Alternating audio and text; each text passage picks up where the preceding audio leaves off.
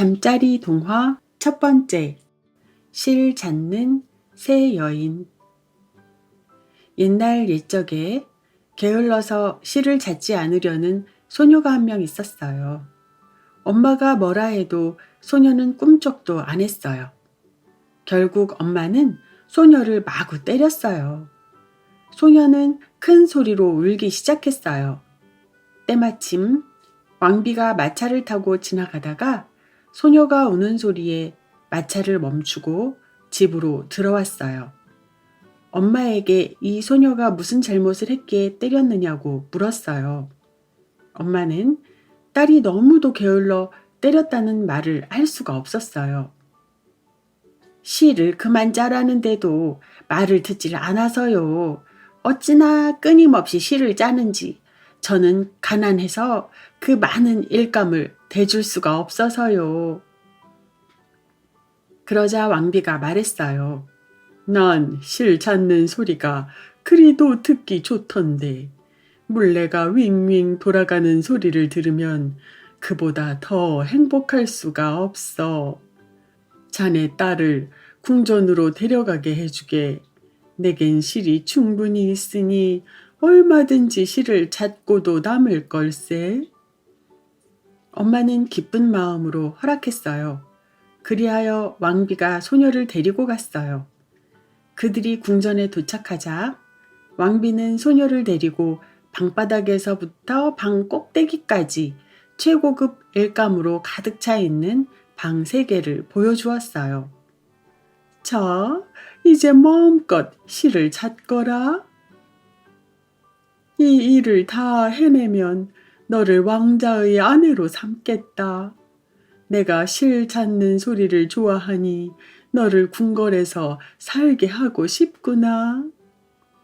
소녀는 불안했어요. 왜냐하면 실을 짜는 걸 전혀 모르기 때문이에요. 게다가 지금 방 3개에 가득 찬 일감의 양은 300년을 밤낮으로 해도 다 해낼까 말까 할 정도로 많은 양이었어요. 홀로 남게 되자 소녀는 울기 시작했어요. 주어진 3일 동안 손 하나 까딱하지 않고 울기만 했어요. 3번째 날 왕비는 깜짝 놀라 무슨 일이 있냐고 물었어요. 그러자 소녀는 용서를 구하며 엄마 곁을 떠나와 도무지 일에 손을 댈 수 없었노라고 말했어요. 왕비가 이 말에 안심하며 말했어요. 그래도 내일부턴 일을 시작하거라. 또다시 혼자만 남게 된 소녀는 뭘 어떻게 해야 될지 몰라 창가로 가 생각에 잠겨 있었어요. 그때 새 여인이 그녀 쪽으로 오는 게 보였어요. 첫 번째 여인은 넓고 평평한 발을 가졌고 2번째 여인은 턱까지 내려오는 아랫입술을 가졌으며 3번째 여인은 넓은 엄지손가락을 가지고 있었어요. 창문 앞에 서 있던 세 여인들이 소녀에게 무슨 문제가 있기에 그리 슬퍼하고 있는지 물었어요. 소녀가 자신의 문제를 털어놓았어요. 그러자 그녀들이 자신들이 그 일을 도와주겠다고 말했어요. 대신 우리를 내 결혼식 날 식사 테이블에 초대해줘. 그럼 우리가 내 몫의 실 찾는 일을 해줄게. 금방 다 될 거야. 기꺼이 그러고 말고요. 라며 소녀가 대답했어요. 그럼 이리로 들어와서 일을 시작해 주세요. 소녀는 새 낯선 여인들을 들어오게 해 첫 번째 방에다 자리를 마련해 주었어요. 여인들은 실을 찾기 시작했어요. 한 명은 물레바퀴에 발을 딛고서 실을 뽑았고 다른 한 명은 그 실을 아랫입술로 촉촉이 적셨고 나머지 한 명이 자신의 엄지손가락으로 그 실을 꼬아 탁자 위에 탁탁 내리쳤어요. 소녀는 실 잡는 새 여인을 왕비에게 숨겼어요. 왕비는 소녀를 칭찬했어요. 첫 번째 방이 텅 비자 소녀와 새 여인들은 두 번째 방으로 갔어요. 마침내 세 번째 방도 텅 비고 아주 빨리 일을 끝낼 수 있었어요. 그런 다음 세 여인이 작별 인사를 하며 소녀에게 말했어요. 우리를 내 결혼식에 초대하겠다는 약속 잊으면 안 돼. 소녀가 왕비에게 빈 방들과 수북히 쌓인 실들을 보여주자 왕비가 결혼식을 준비하라고 말했어요. 왕자는 뜰 듯이 기뻤어요. 이렇게 훌륭한 손재주가 있는 아름다운 아내를 맞이하게 되었으니까요. 제겐 세 분의 아주머니들이 계세요. 라며 소녀가 말했어요.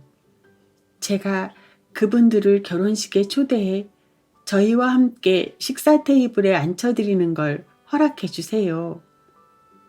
왕비와 왕자는 허락했어요. 결혼식이 시작되었을 때 3명의 여인들이 이상한 옷을 입고 왔어요. 소녀가 말했어요.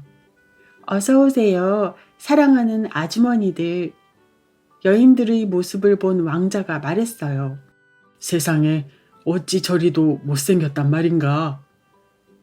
신랑이 발이 넓은 여인에게 물었어요. 아주머니는 어쩌다 이리도 발이 넓어지셨는지요?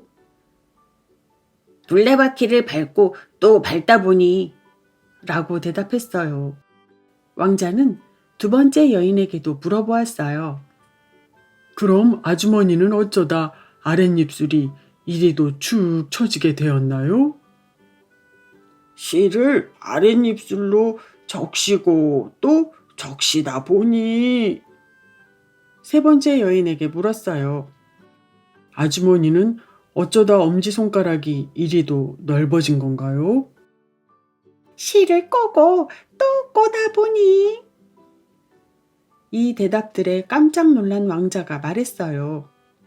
내 아름다운 신부에겐 절대 그 흉측한 물레에 손도 못 대게 하리라.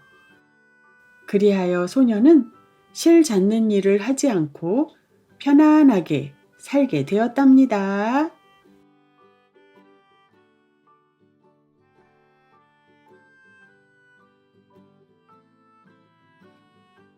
잠자리 동화 두 번째. 지푸라기, 숫, 콩. 옛날 어느 마을에 가난한 할머니가 살고 있었어요. 그녀는 접시에 콩들을 담아 요리를 해먹고 싶었어요. 그래서 불을 활활 피운 다음 재빨리 콩을 구우려고 했어요. 할머니는 집 한 단을 가져다 불을 붙였어요. 납작한 냄비에 콩들을 담을 때 콩 하나가 할머니 몰래 톡 하고 바닥으로 떨어졌어요. 콩은 들키지 않으려고 얌전히 지푸라기 옆에 납작 엎드렸어요. 곧 불타는 숯 하나가 화로에서 뛰어내려 지푸라기와 콩 옆에 톡 하고 떨어졌어요. 그때 지푸라기가 이렇게 말하기 시작했어요. 친구들아, 우리 여길 떠나자, 응? 숯이 대답했어요. 내가 정말이지 운이 좋아서 저 화로에서 뛰어내릴 수 있었지. 하마터면 불에 휩싸여 죽고 말았을 거야. 그랬다면 아마 재로 변했겠지? 콩이 말했어요. 나야말로 다치지 않고 탈출했다지만 할머니가 나를 다시 냄비에 넣으면 난 아마 꽥 하는 비명소리 한번 제대로 못 질러보고 붉은 죽으로 변했겠지? 내 친구들처럼. 나라고 뭐 나은 줄 알아? 라며 지푸라기가 말했어요. 할머니가 우리들을 죄다 불과 연기 속에 넣었을걸. 난 운 좋게도 할머니의 손가락 사이에서 미끄러져서 간신히 탈출할 수 있었던 거야.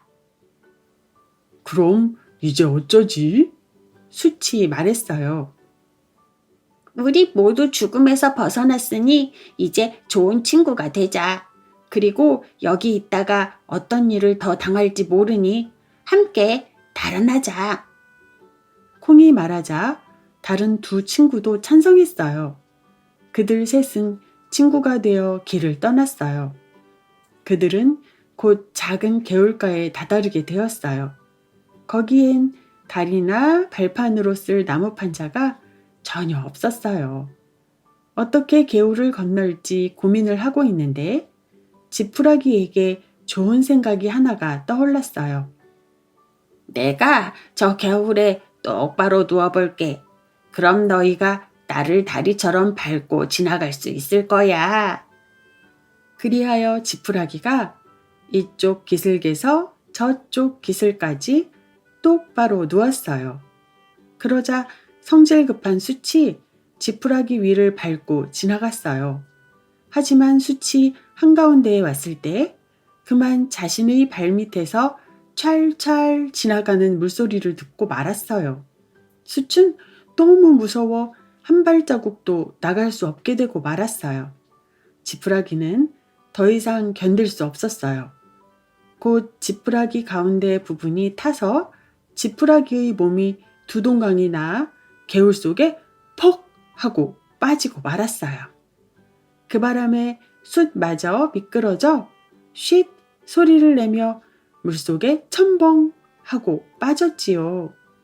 개울의 기슭에 서 있던 콩은 이 모습을 보고 깔깔깔 웃기 시작했어요. 콩은 너무도 웃긴 나머지 웃음을 멈출 수가 없었어요. 너무 많이 웃다가 그만 퍽 하고 배가 터지고 말았어요. 그때 일자리를 구하러 돌아다니고 있던 재봉사가 개울가에 쉬려고 앉았어요. 그 재봉사는 동정심이 많은 사람이었던지라 곧 자신의 바늘과 실을 꺼내 콩의 배를 실로 꿰매주었어요. 콩은 얌전하게 그에게 감사 인사를 했어요. 하지만 그 재봉사가 검은 실을 사용했기 때문에 그 이후부터 모든 콩의 배에는 검은 실밥 하나가 생기게 되었답니다.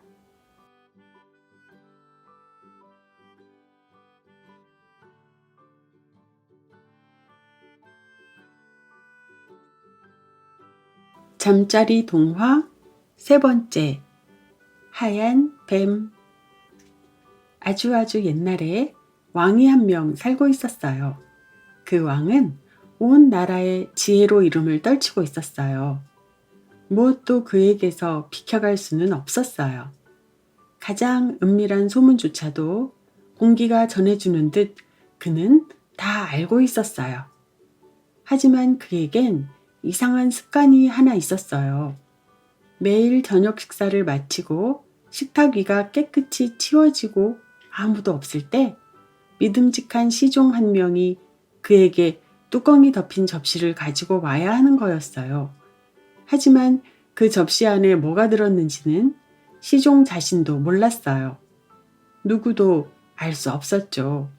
왜냐하면 왕이 혼자 남을 때까진 절대 그 뚜껑을 열어보지 않았으니까요. 이렇게 오랜 시간이 지나고 어느 날 접시를 치우던 그 시종이 호기심에 못 이겨 그 접시를 살짝 자기 방으로 가지고 갔어요. 시종은 문을 닫은 다음 접시의 뚜껑을 열어보았어요. 접시 위에는 하얀 뱀 한 마리가 놓여 있는 게 보였어요. 도저히 맛을 안 보고는 참을 수가 없었죠. 그래서 시종이 조금만 떼어다가 입에 넣어봤어요.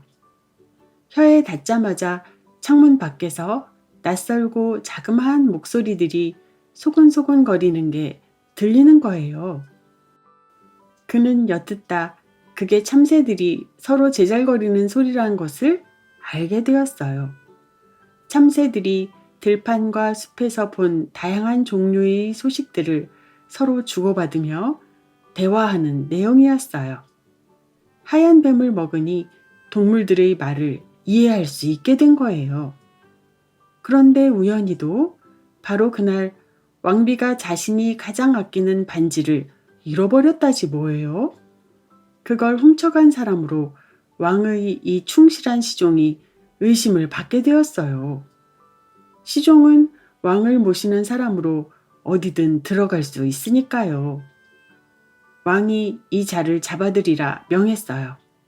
왕은 화가 나서 큰 소리로 내일 아침까지 솔직하게 말하지 않으면 사형에 처하겠노라고 말했어요.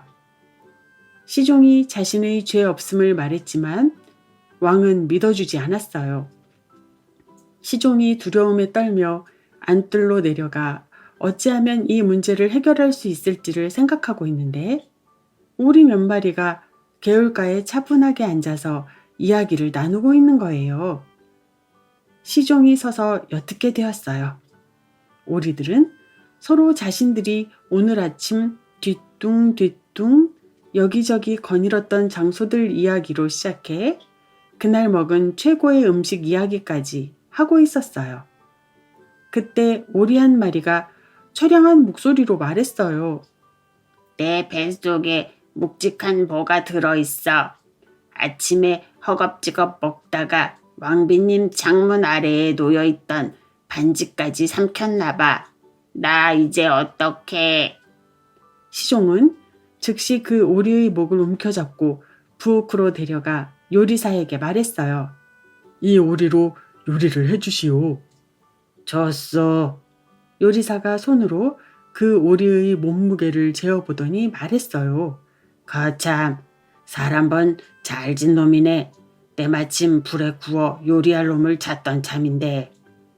그리하여 요리사가 오리의 배를 가르자 왕비님의 반지가 위 안에서 발견이 되었어요. 시종은 자신의 결백함을 증명해 보일 수 있었어요. 왕은 시종을 의심한 것이 미안해 선물을 한 가지 해주겠다고 했어요. 궁전에서 최고의 직책을 약속하며 바라는 직책이 있으면 말해보라고 하자 시종은 모든 걸 거절했어요.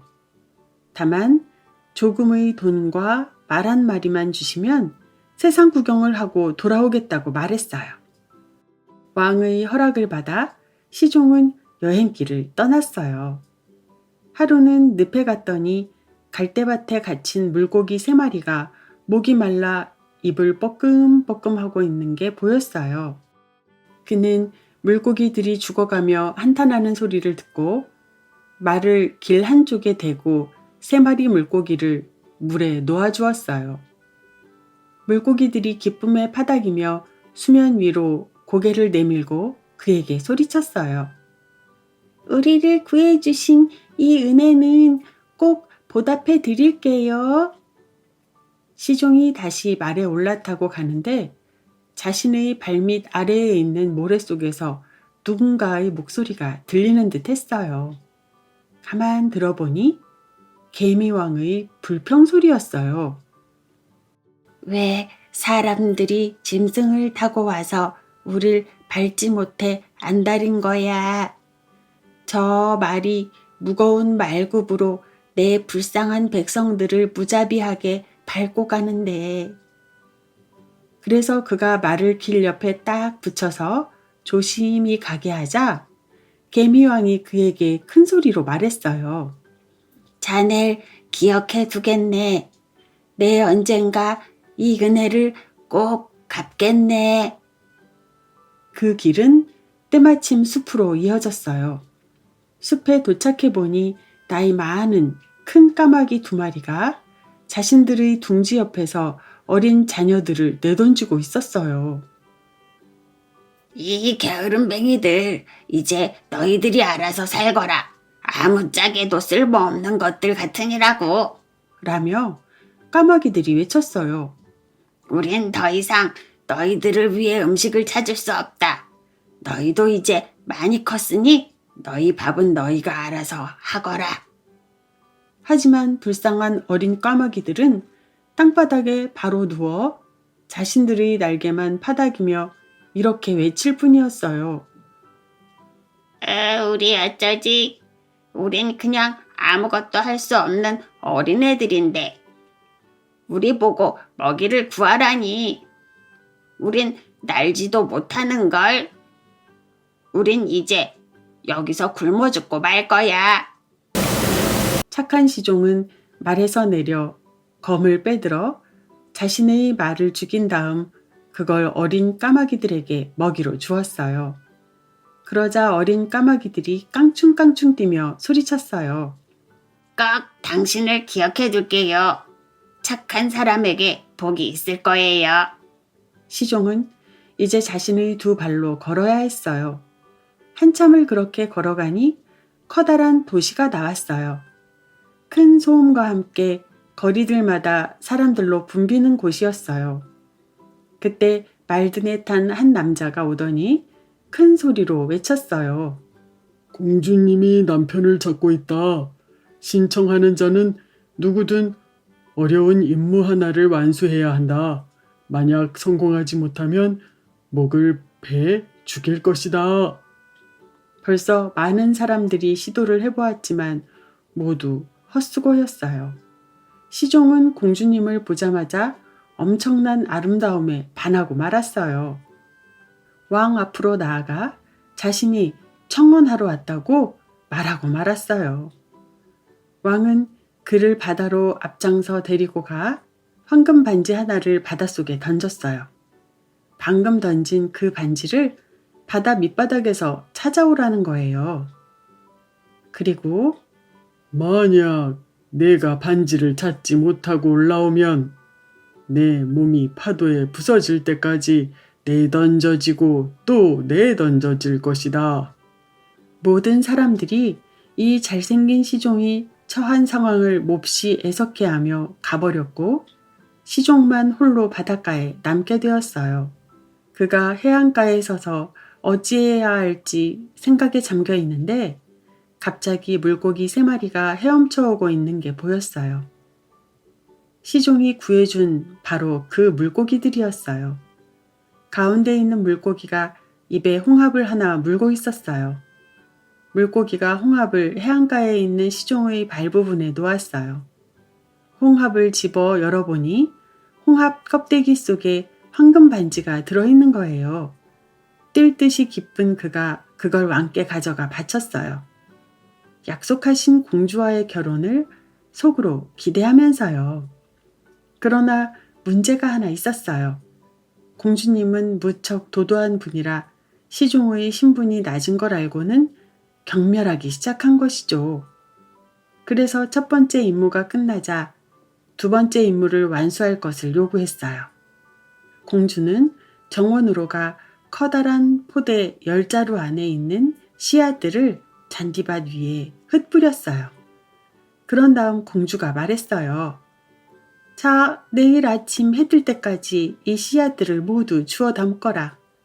한 톨이라도 모자라면 목숨이 2개라도 살아남을 수 없을 줄 알아라. 시종은 어찌해야 할지 몰랐어요. 새벽이 밝아오길 기다리며 자신의 죽음을 하염없이 슬퍼하고 있었지요. 하지만 첫 번째 햇살이 정원 안을 비추자 곧 시종의 옆에 나란히 쌓인 씨앗이 담긴 자루들을 보게 되었어요. 10자루 모두 꽉꽉 채워져 있었어요. 개미왕이 밤에 수천의 개미와 또 수천의 개미를 데리고 와 씨앗을 주워 포대 속에 담은 거지요. 이건 성실한 개미들이었기에 가능한 것이었어요. 공주님도 결과가 궁금하여 정원으로 내려왔다가 시종이 임무를 완수한 걸 보고 깜짝 놀랐어요. 하지만 이 정도로 공주의 도도함이 무너질 리가 없었죠. 공주는 말했어요. 내가 비록 두 임무를 완수했을지라도 생명의 나무에서 사과를 따올 때까진 내 남편으로 받아줄 수 없다. 시종은 생명의 나무가 어디 있는 나무인지도 몰랐어요. 그래도 그는 출발했어요. 걷고 또 걸었어요. 그렇게 시종은 3개의 왕국을 헤매다가 저녁 무렵 어느 숲에 도착해 나무 아래 누워 자려고 하는데 나뭇가지들이 바스락거리는 소리가 한번 나는 것 같더니 뚝 하고 황금사과 하나가 자신의 손으로 쏙 들어오는 거예요.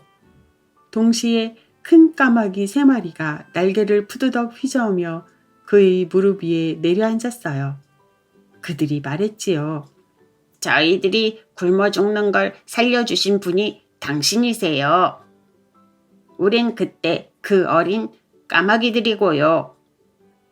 이제 우리들도 어른이 되었답니다. 당신이 황금 사과를 찾는다는 얘기를 들었어요. 그래서 생명의 나무가 있는 바다 건너 땅 끝자락까지 날아가 당신을 위해 사과를 따온 거예요. 뛸 듯이 기쁜 시종은 즉시 출발해 그 황금 사과를 아름다운 공주님께 바쳤어요. 도도한 공주도 더는 핑계댈 거리가 없게 되고 말았어요. 그들은 그 생명의 사과를 2조각으로 나눠 함께 먹었어요. 그러자 공주님의 마음속에 시종에 대한 사랑이 가득 채워졌어요. 그들은 더할 나위 없는 행복을 누리며 오래오래 행복하게 살았답니다.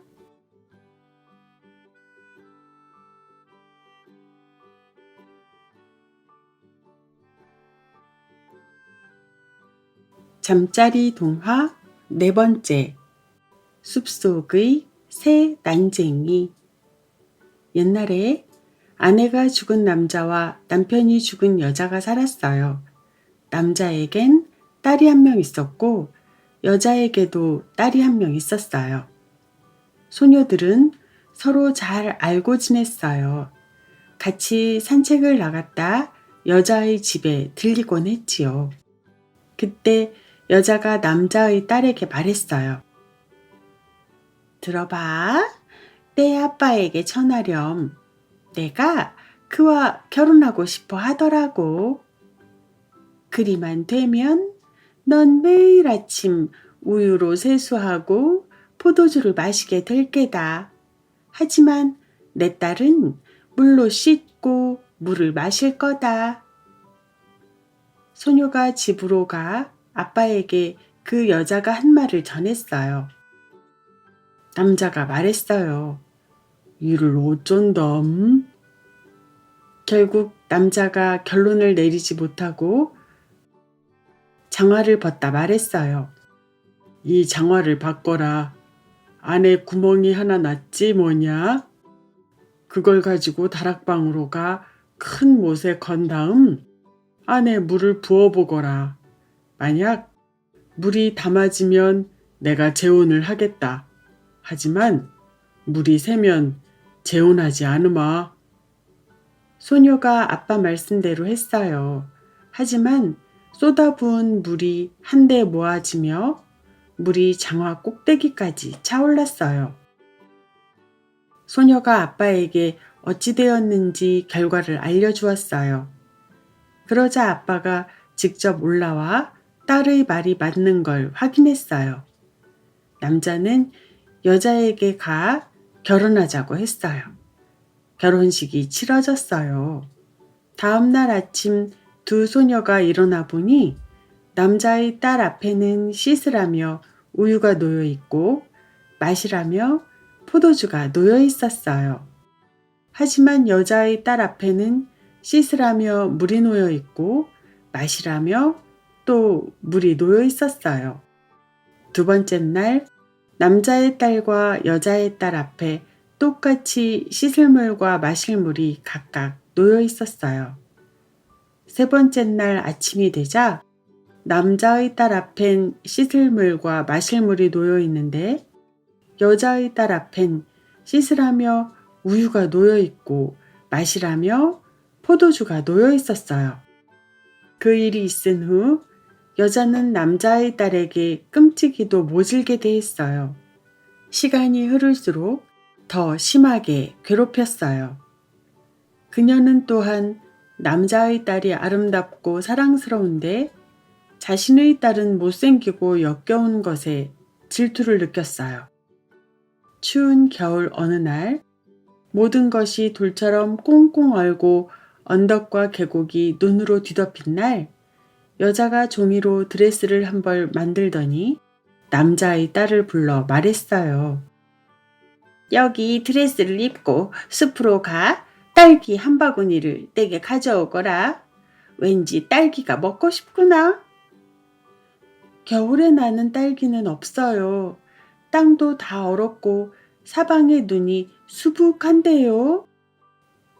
게다가 이렇게 추운데 이런 종이 드레스를 입고 가라니요. 밖이 너무 추워 이걸 입고 가다간 얼어 죽고 말 거예요. 드레스 사이로 바람이 불면 가시가 제 몸을 찌르는 것 같을걸요. 내 말을 또 거역하겠다는 거니? 라며 새엄마가 말했어요. 당장 나가. 가서 딸기 한 바구니를 구할 때까진 여기에 다시 올 생각은 마. 그런 다음 새엄마는 남자아이 딸에게 빵 한 조각을 주며 말했어요. 이거면 하루는 버틸 게다. 그러면서 새엄마는 생각했어요. 밖에서 얼어 죽던 굶어 죽던 네가 알아서 하고 다신 여기에 오지 마라. 그래서 남자의 딸은 그 종이 드레스를 걸치고 바구니를 안고 길을 나섰어요. 정말이지 눈밖에 보이지 않았어요. 그녀가 숲으로 들어서니 작은 집 한 채가 나왔어요. 그 집에선 3명의 난쟁이들이 밖을 엿보고 있었어요. 그녀가 그들에게 좋은 날 되세요 라고 인사를 드린 후 똑똑 정중히 노크를 했어요. 그들이 소리쳤어요. 들어와. 그래서 소녀가 방으로 들어가 난로 옆에 있던 긴 의자에 앉아 몸을 녹이며 식사를 하기 시작했어요. 난쟁이들이 말했어요. 우리도 좀 줘. 그래요. 라며 그녀가 자신이 먹던 빵을 반으로 나눈 다음 그 반을 그들에게 주었어요. 그들이 물었어요. 넌 이 추운 겨울날 왜 숲에 오게 된 거니? 그것도 그렇게 얇은 드레스를 입고서? 아, 그녀가 대답했어요. 딸기 한 바구니를 찾아야 해서요. 그걸 구할 때까진 집에 못 돌아가요. 그녀가 자신의 빵을 마저 먹고 있는데 그들이 그녀에게 빗자루를 하나 주며 말했어요. 이걸로 뒷문에 있는 눈을 쓸어봐. 그녀가 밖으로 나가자 3명의 난쟁이들이 서로서로 말했어요. 우리 저 애에게 뭘 줄까? 저 애는 너무 착해서 자기가 먹던 빵도 우리에게 나누어 주었잖니? 그러자 첫 번째 난쟁이가 말했어요. 내 선물은 그녀가 매일매일 더 예뻐지는 거야. 두 번째 난쟁이가 말했어요. 그럼 내 선물은 그녀가 말을 할 때마다 그녀 입에서 금화가 한 입씩 나오는 거야. 세 번째 난쟁이가 말했어요. 그렇담 내 선물은 왕이 도착해 저 애를 아내로 맞이해 데려가는 거야. 그때 소녀는 난쟁이들이 지시한 대로 빗자루를 들고서 작은 집 뒤편에 있던 눈을 쓸고 있었어요. 그런데 눈 속에서 잘 익은 딸기가 나왔어요. 그녀는 너무도 기뻐 황급히 딸기를 바구니에 잔뜩 담곤 난쟁이들에게 감사의 인사를 하며 그들과 악수를 나누었어요. 그런 다음 자신이 무엇을 구했는지 보여주기 위해 새엄마가 있는 집으로 달려갔어요. 그녀가 집에 들어와 저녁 인사를 하는데 불쑥 그녀의 입에서 금화 한 잎이 떨어지지 뭐예요. 게다가 숲에서 무슨 일이 있었는지를 말하는데 그녀가 한마디 한마디 할 때마다 그녀의 입에서 금화들이 막 쏟아져 온 방을 금화로 가득 채우는 거예요. 아니, 이 고얀 것이 있나? 라며 여자의 딸이 소리쳤어요. 하지만 속으로는 너무 부러워 직접 딸기를 구하러 숲으로 가고 싶어 했어요. 엄마가 말했어요. 아니다 얘야. 그러다 이 추운 날 얼어 죽는다. 하지만 엄마의 딸은 고집을 부렸고 엄마는 두꺼운 드레스를 지어주며 그걸 입고 가게 했어요. 물론 버터를 바른 빵과 케이크도 가지고 가 먹으라고 주었고요. 소녀는 숲으로 들어가 곧장 그 작은 집으로 향했어요.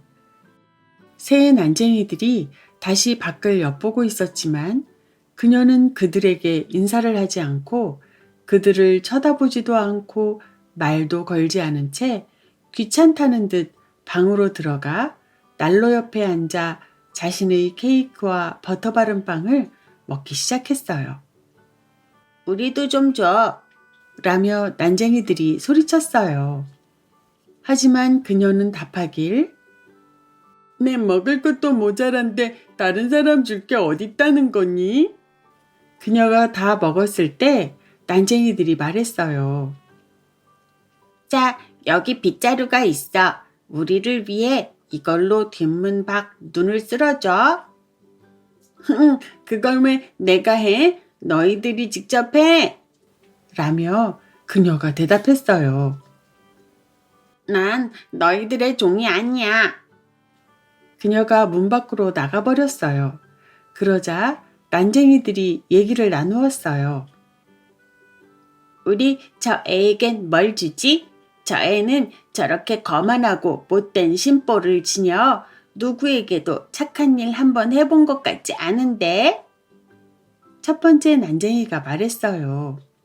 난 저 애에게 맨날 더 못생겨지는 벌을 줄래. 두 번째 난쟁이도 말했어요.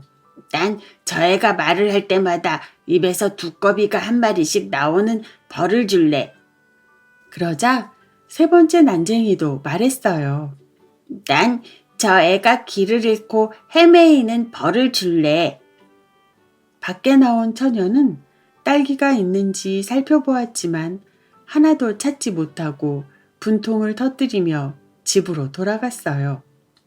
집에 도착해 숲에서 무슨 일이 있었는지 자신의 엄마에게 말하려고 입을 열자마자 입에선 두꺼비가 한 마리씩 튀어나왔어요.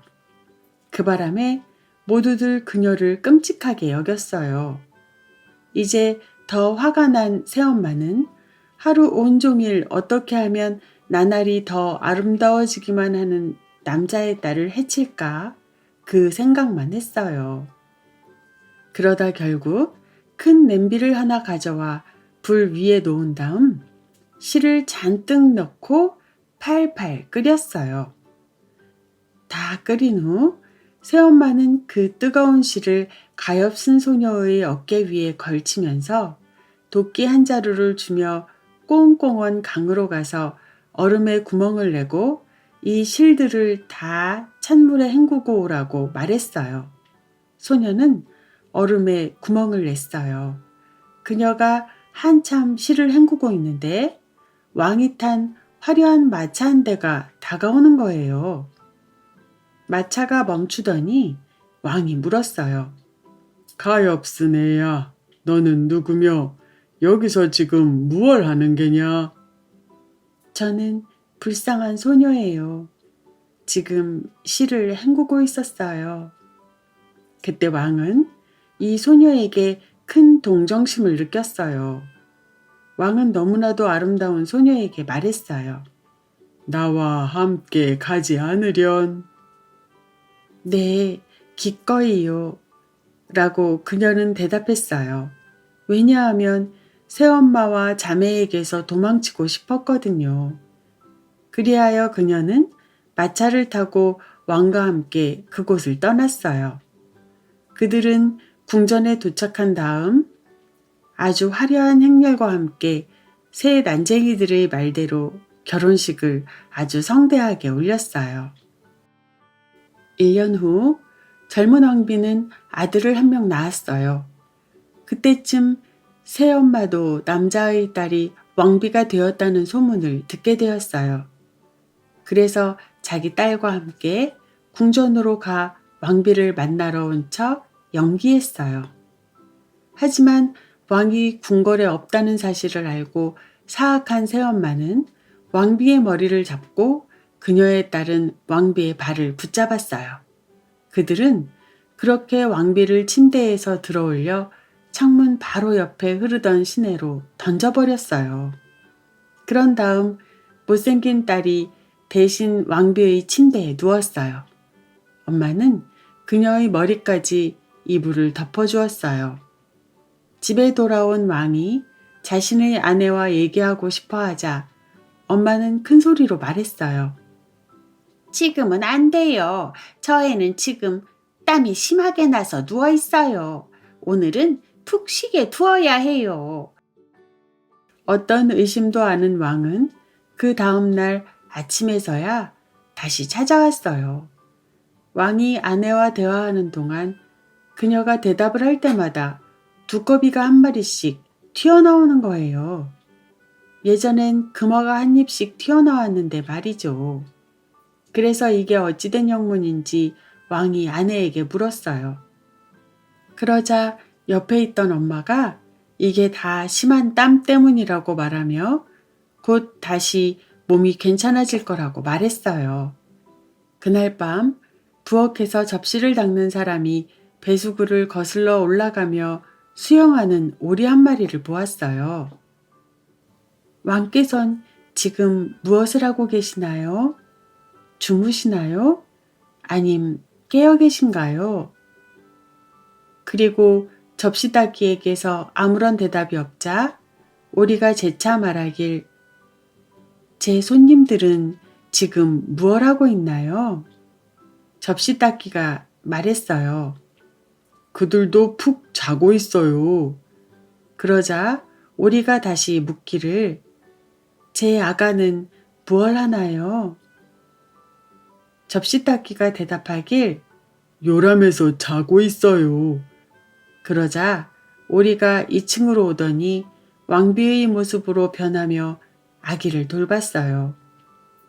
아기의 침대를 흔들어주고 이불을 꼭 덮어주고 그런 다음 다시 오리의 모습으로 변해 배수구로 가 유유히 헤엄쳐 갔어요. 그녀는 이틀 연속 오리의 모습으로 왔어요. 세 번째 밤 그녀가 접시 닦기에게 말했어요. 가서 왕께 전하세요. 왕의 검을 가지고 와 제 어깨 위로 3번 흔드시라고요. 접시 닦기는 달려가 이 사실을 왕께 알렸어요. 왕이 검을 쥐고 달려와 그 오리의 위로 검을 3번 흔들자 3번째 흔들 때 왕은 자신의 아내가 굳건하고 생생하며 건강한 예전 모습으로 그대로 자신 앞에 서 있는 걸 보았어요. 왕은 크게 기뻐했어요. 하지만 왕은 아기가 세례를 받기로 한 날까지 왕비를 침실에 숨겼어요. 세례가 끝난 다음 왕이 말했어요. 왕비를 물속에 빠뜨린 일을 어찌해야 하는가? 냉큼 잡아다 궁궐에서 쫓아내야 하지요. 라며 왕비의 새엄마가 대답했어요. 왕이 말했어요. 내가 말한 대로 판결을 집행하리라. 왕은 새엄마와 딸을 함께 궁궐에서 내쫓아 길거리를 헤매이며 살도록 벌을 내렸답니다.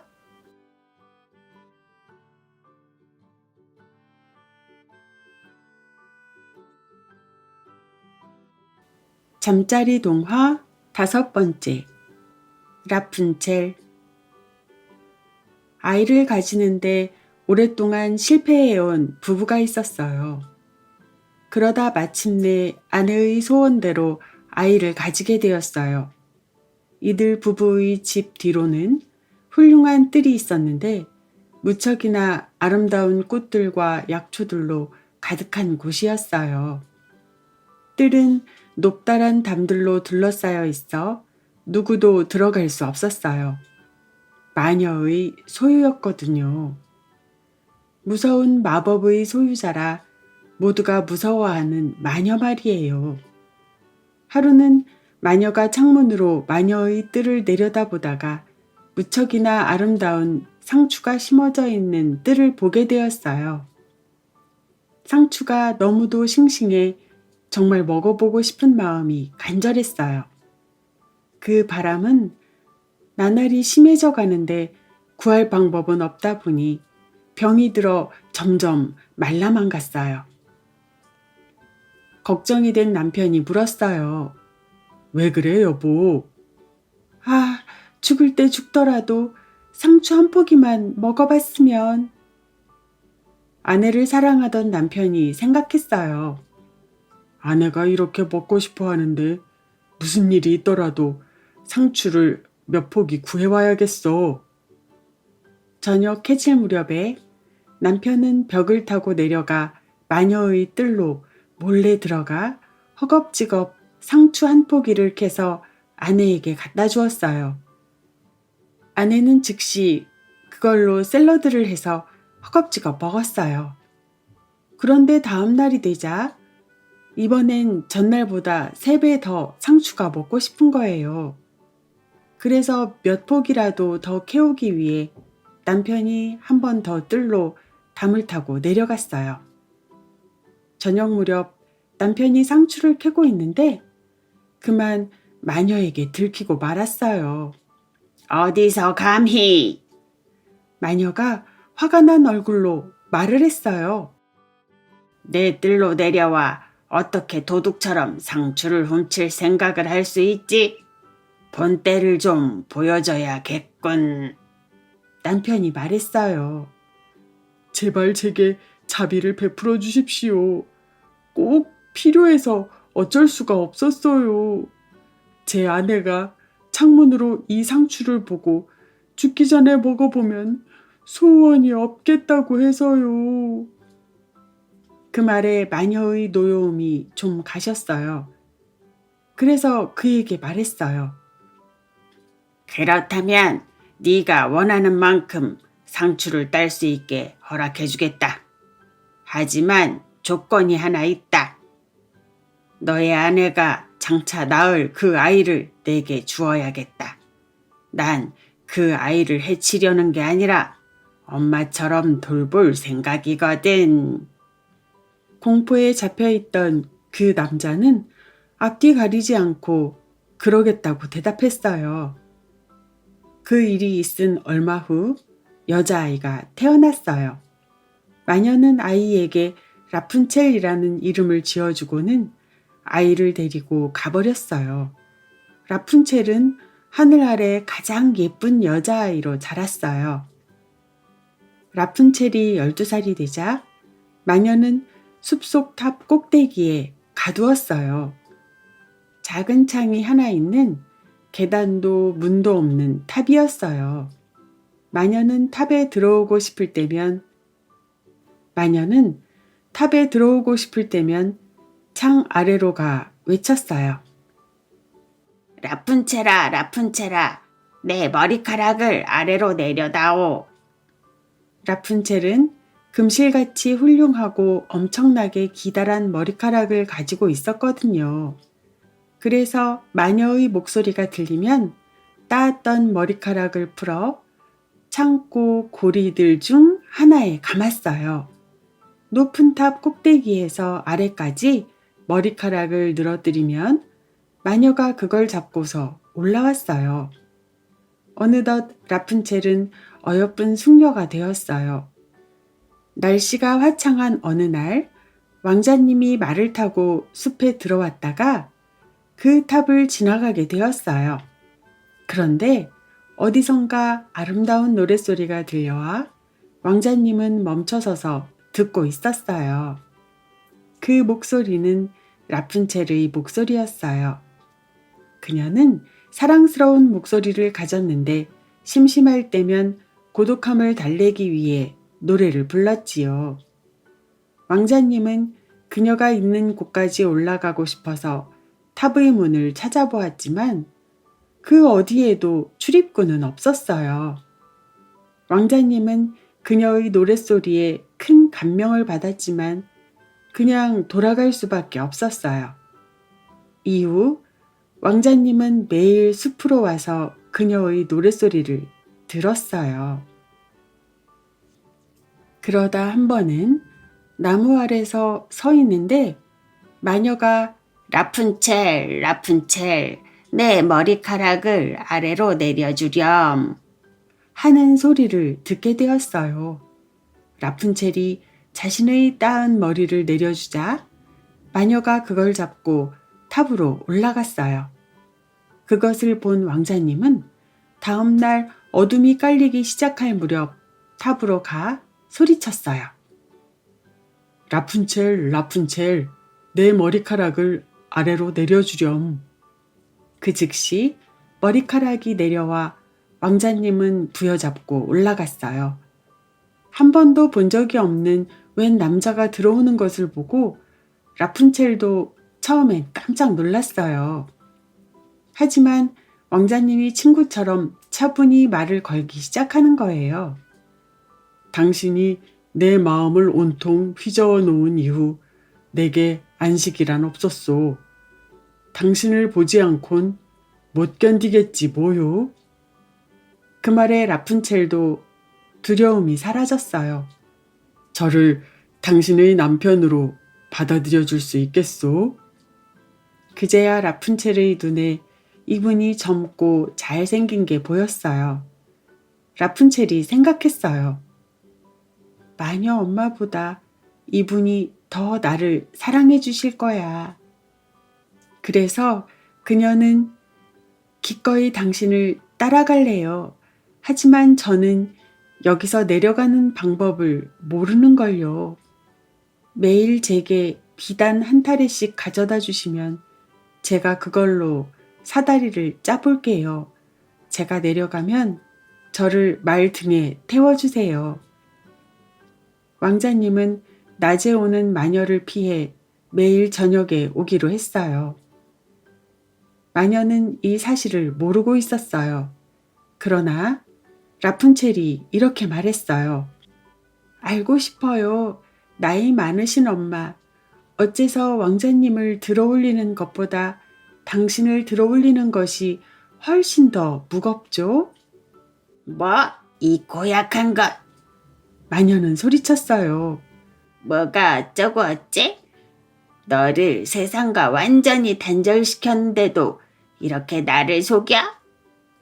화가 난 마녀는 라푼첼의 아름다운 머리채를 가위로 싹둑싹둑 자르고 말았어요. 그래서 그녀의 사랑스럽던 머리카락들이 바닥에 뚝뚝 떨어졌어요.